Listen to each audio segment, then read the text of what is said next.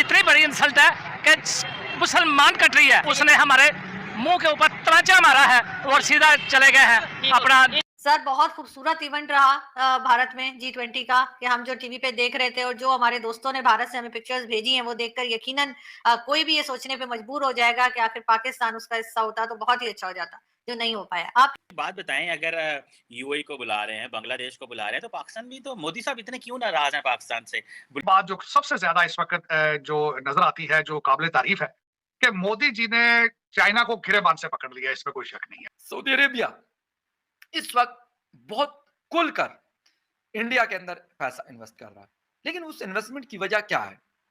वहां पे उनको ईज ऑफ बिजनेस मिल रहा है। उनको पता है कि यार यहाँ पे किसी ब्यूरोक्रेसी का आदमी, किसी फौज का जनरल या कोई और मजाल नहीं है कि कोई उसको तंग करे।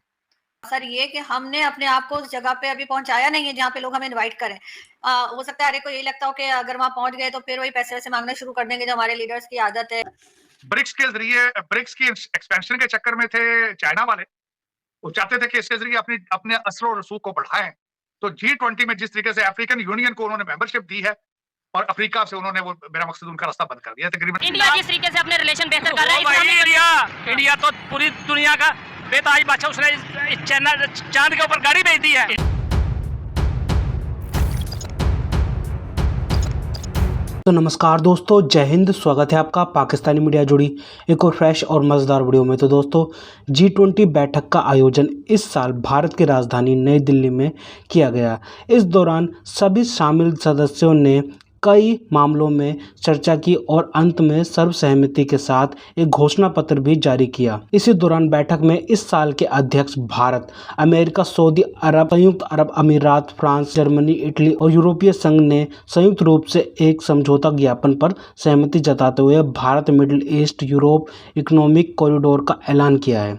खास बात है कि यह कॉरिडोर चीन के belt and road initiative BRI को चुनौती देने वाला कहा जा रहा है, जिसकी वजह से यह चीन के लिए चिंता का विषय हो सकता है। चीनी मीडिया भी इस कॉरिडोर को लेकर नाराजगी जताते हुए भारत को घेरने की कोशिश कर रहा है। इसी के साथ ही भारत ने अफ्रीकन यूनियन को G20 की सदस्यता दिलवा दी है।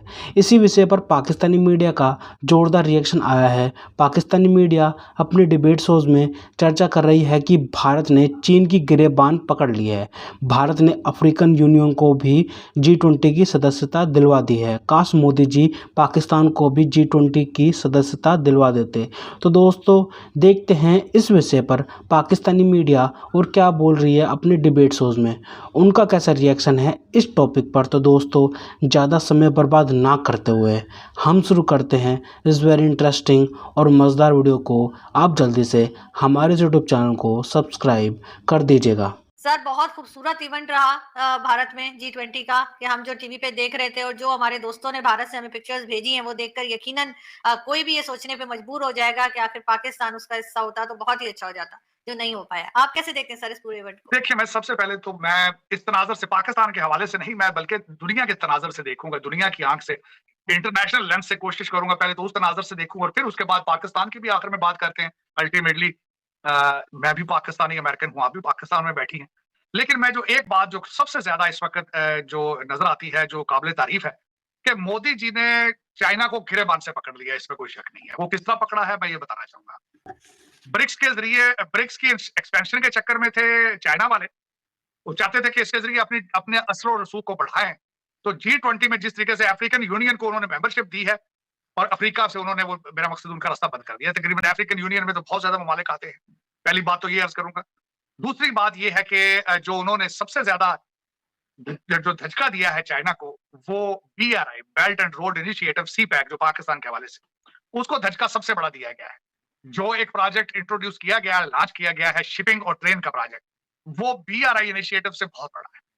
और जो मैं पहले BRI, CPEC और इन चीजों के हवाले से बात करना चाहूंगा, क्योंकि वो चल रहा था पहले और दुनिया बेजार है इस वक्त। उसके बारे में ये सोचा जा रहा है कि डेवलपिंग कंट्रीज के लिए डेट ट्रैप है वो, और मैं उस पर एग्री भी करूंगा किसी हद तक। पाकिस्तान को आज तक जो भी कर्जे दिए गए हैं भारत की तरफ से, चाइना की तरफ से, वो कभी डिस्क्लोज ही नहीं किए जाते कि उनका इंटरेस्ट रेट क्या है।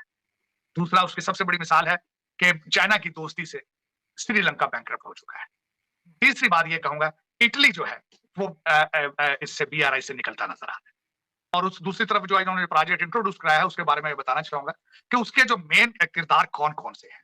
एक तो सऊदी अरेबिया है, यूएई है और इजराइल है और भारत है। मैं इन चीजों को, अमेरिका साथ है, अमेरिका की सपोर्ट हासिल है। अब मैं इनको किस तरीके से डिफाइन करना चाहूंगा, डिफाइन ये करूंगा कि ऑयल रिच कंट्रीज है। सऊदी अरेबिया, जब रशिया के ऊपर एम्बार्गो लगाया गया था और दुनिया का जो इस रशिया का तेल नहीं बिक रहा था, सबसे ज्यादा उस इकॉनमी का फायदा किसने उठाया? सऊदी अरेबिया ने उठाया। तो कैश रिच कंट्री है। दूसरा फायदा कुवैत ने उठाया था। जब कैश रिच कंट्री सामने आए, ऑयल प्रोड्यूसिंग कंट्री साथ हों, इजराइल जो कि टेक्नोलॉजी के लिहाज से दुनिया में अपना लोहा मनवा चुका है, जितने जो आईटी के टेक के जितने भी स्टार्टअप होते हैं वो इजराइल से शुरू होते हैं।